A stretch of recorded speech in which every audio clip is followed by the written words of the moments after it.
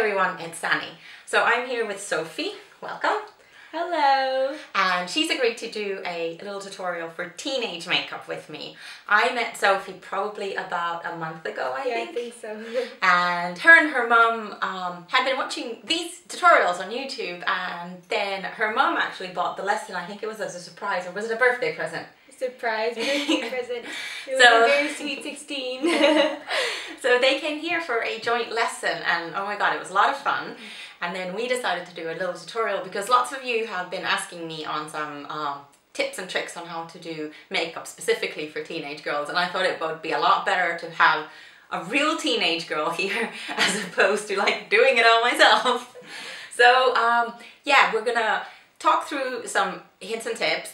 Most of the stuff that I'm going to be using is going to be drugstore. The idea is that you don't have to spend a ridiculous amount of money. It's more about using the products in the right kind of way. So yeah, without further ado, we're just going to get started. Okay, so we are going to start off with skin. I'm going to put your hair back a little bit. And you can use whatever moisturizer you normally use. I am actually going to use MAC's oil control lotion. I know I just said that I'm using mainly drugstore products. This isn't, but it's a really, really good like primer and moisturizer for skin that is kind of breakout prone. And it absorbs super quickly. And it is, I don't think it's 100% hypoallergenic because it does have a little bit of scent in it, but it's just super light and fantastic. Just use any kind of light moisturizer that you would normally use. And then we're gonna go, and I've got two foundations here, which I think you will be one of them. This is the Bourjois Healthy Mix Serum Foundation. It's the serum version, so it's the gel version. And I am going to be using a pre-wetted beauty blender to apply it. And this is, I would say, medium coverage normally. I'm just going to test it on your chin first. Just here, that's perfect. So when you're buying foundation, always test it just here on the side of your neck so that it matches, because a lot of people's face and neck is a completely different color.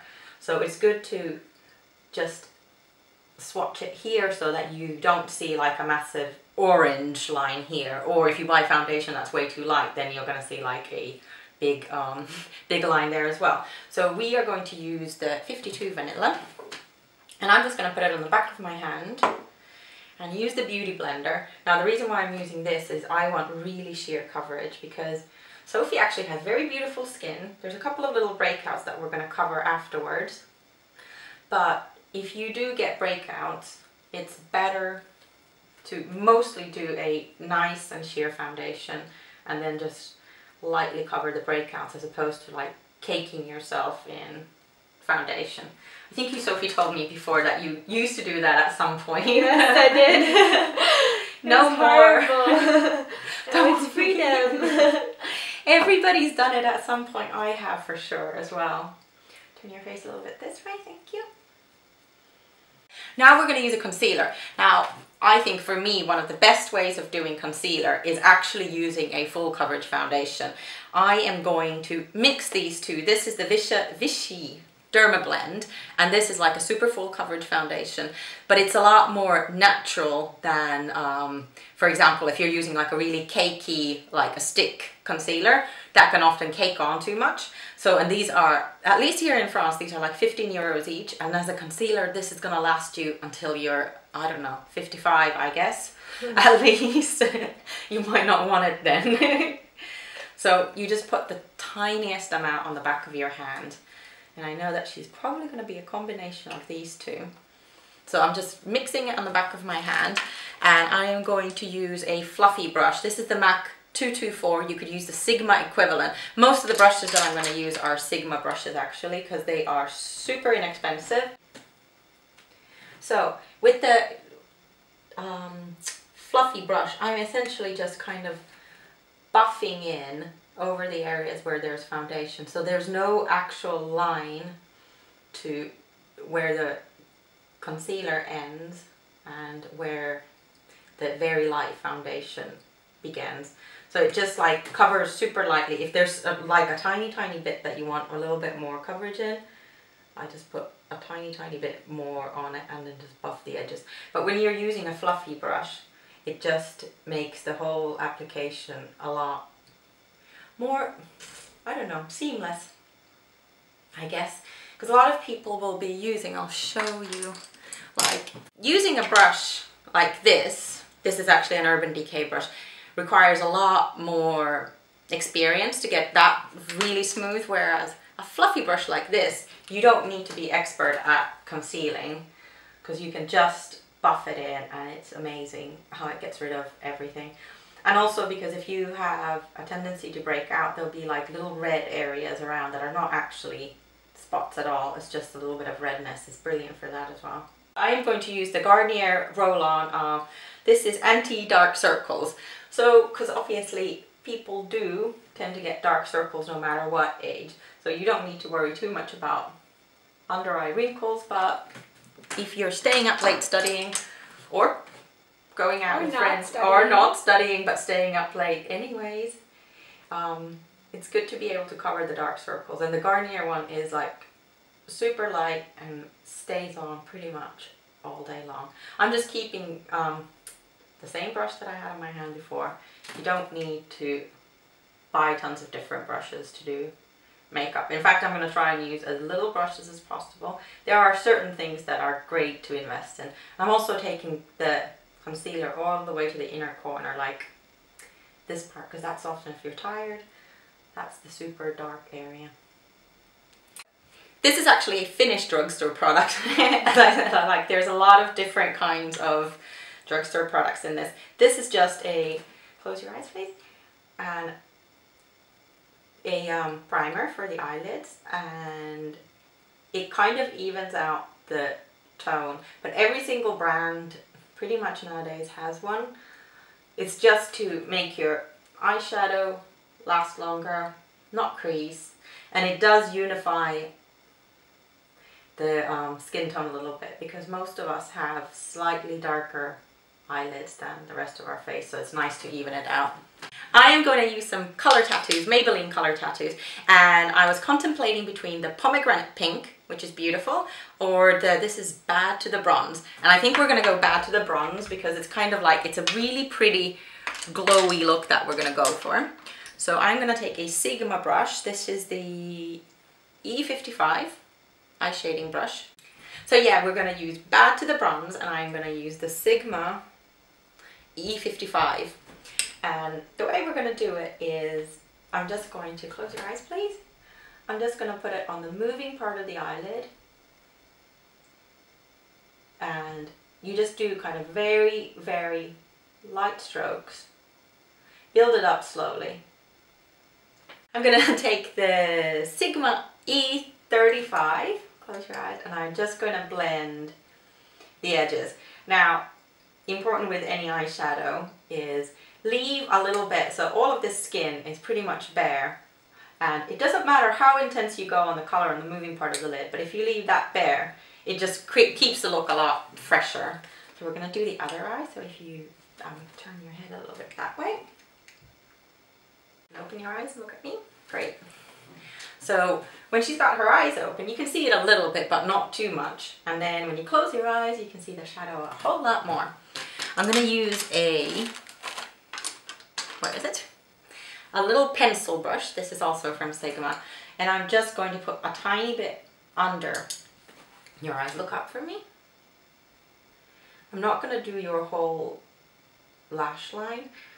I'm just going to do kind of like the outer corner.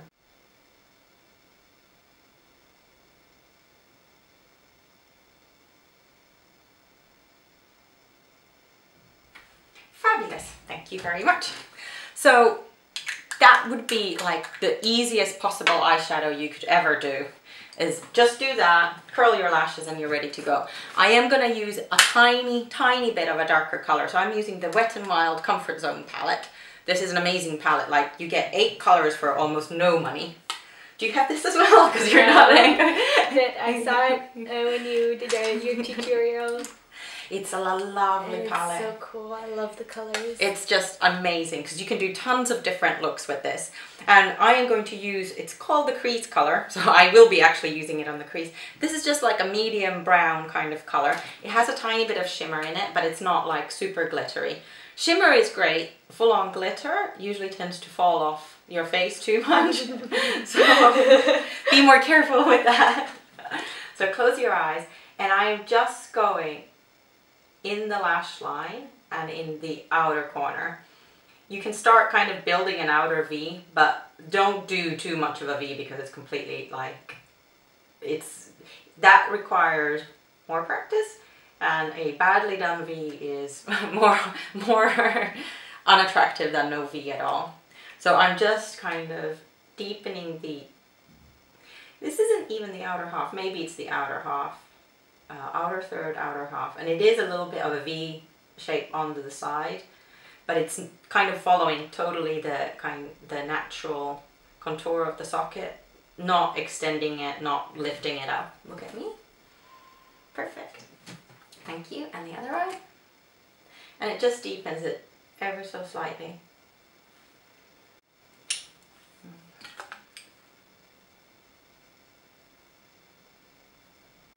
The cream color serves as an amazing base, so it kind of intensifies any color that you're using. And you can do this, like this kind of a color combination, by using a medium color on the main part of the lid and slightly darker one on the outer corner. It's not too garish, so you're not going to look like you know, you're going to a Halloween party when you're matching it. Totally tone on tone. Look up for me.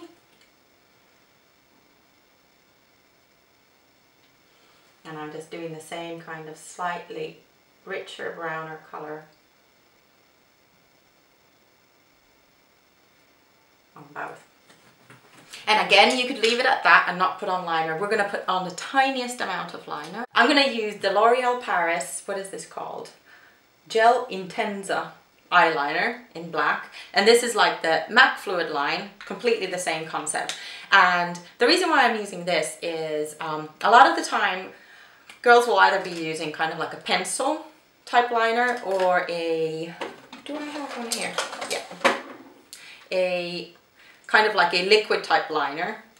And both of those are a lot more difficult to use than a gel liner. So it's much better if you're practicing on how to do a line, use a gel liner. It's easier to control and the end result is better. And also the L'Oreal one, I think the Maybelline one as well, comes with its own little eyeliner brush. So it's brilliant. You get the actual eyeliner brush with it. So get your brush in really well. And then I like to mix it on the back of my hand as well, just to make sure there's no clumps. And then close your eye. And this isn't a kind of dramatic eyeliner look, so I'm actually just kind of smudging it on the lash line. And the important thing here is you just accentuate the root of the lashes, not really creating a like definite line. And so really smudge it into the lash line, because there's nothing worse. This is a mistake a lot of people do with a pencil, is they line the upper lash line with a pencil, but then there's like a gap between the lashes and the liner, and it just looks horrible. So it's more important to get it into the lash line first, and then you can kind of work on making the line better. But this is a super smudged one, so we're not going to go for a liner look. So open your eyes and look just here.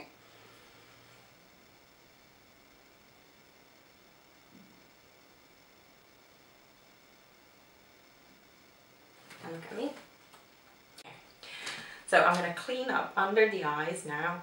I'm using the Beauty Blender and just cleaning up any of the fallout. It's really important you don't powder before you're finished with the eyeshadow, so that you're just left with a much tidier look.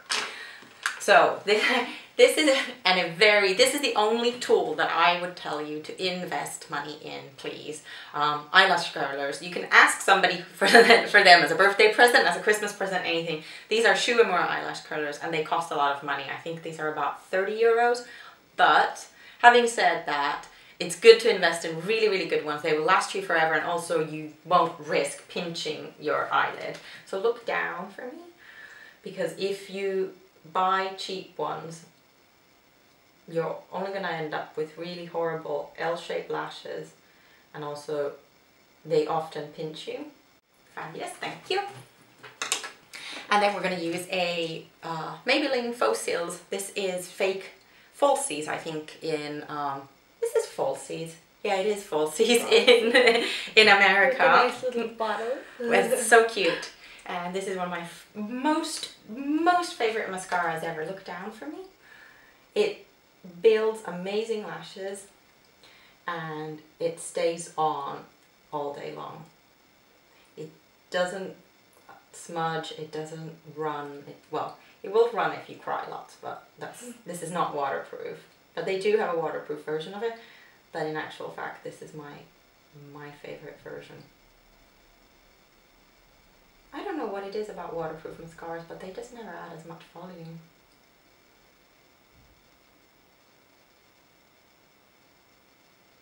I'm going to powder with a Bourjois powder. This is called Flower Perfection, and this is like one of those HD style powders that is so super fine, and it's actually a little bit pink. It doesn't come out pink on your skin, and unfortunately I don't have a cheap version of this brush. This is a Paris Berlin number, the number has worn off, brush. It's just a very small powder brush, and I personally like this, the less I powder the better. I don't like it when skin is too powdery, but I'll always powder under the eyes, the nose, around the nose. Like here, when you just powder, if I just powder here, that's where it gets really oily, and that's a telltale sign of like grease breaking through. There we go. Thank you. And then wherever you put on concealer, you can just like lightly powder over it. This is the NYC Smooth Skin Bronzing Face Powder, and it's great because it doesn't have too much shimmer, and if you want to use it for contouring, something without shimmer is much better. And I'm using a Sigma large angled contour brush, and basically just get the tip of it in, don't get the whole tip, because this will help you contour a little bit as well, and then the bristles that are clean will help you blend. And I'm going to start here at just under the cheekbones, and I'm just going to do kind of like a V shape in, then under the chin and onto the forehead. On the forehead I'm going to put a little bit more, but this is super super light. If you want a completely bronzed look, you would basically use a very big brush, but I don't want to go too bronze with this, so we're just being super light. This is one of my favorite blushes for anybody, any age in the world. It's a Milani blush, and it's called Luminous, and it's beautiful. It's very similar to NARS's Orgasm, but this probably costs like 1/10 of the price, not even. So yeah, I don't have a great drugstore blush brush, so I'm just going to use the MAC brush. And the easiest way, like a common mistake that I see people do with blush is they start here and then they put tons of product right in the middle of the cheek, and that is really difficult to correct. So I like to start where I start bronzer as well, so here at the hollow of your cheek, and just blush up essentially. So you're blushing up the temple and towards the center of the face. So I kind of do one that way, and one down. And then over here you don't get like too much of concentration. If you want to use a highlighter, Topshop does a great dupe for NARS multiples that are crazy expensive. This one is called Prism, and it just highlights beautifully. It's super easy to use, so you just dab it on and blend it. And so it's nice to put here on the tops of your cheekbone. I sometimes put a little bit on the bridge of the nose because it gives a nice sheen. Don't take it all the way to the tip of the nose, because that will kind of translate as oily.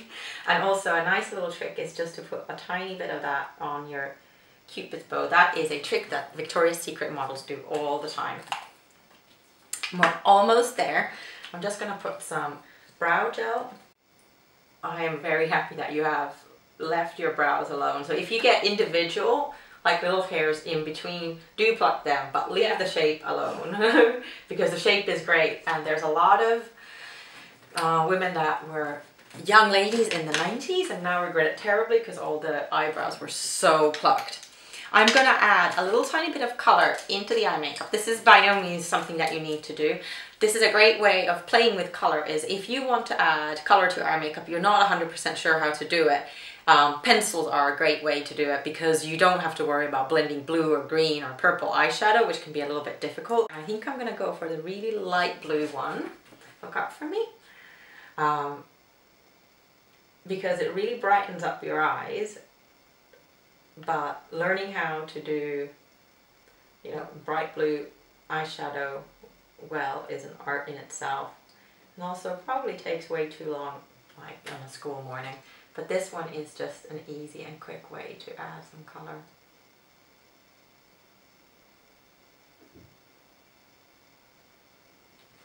There we go. And then I'm going to use, on the lips, I'm going to use a chubby stick. This is a, what color is this? This is something, oh, Fresh Morning, number 14. It's actually kind of like a peachy sorbet kind of color.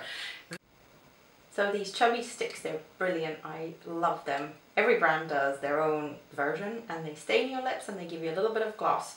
So they're super easy to use.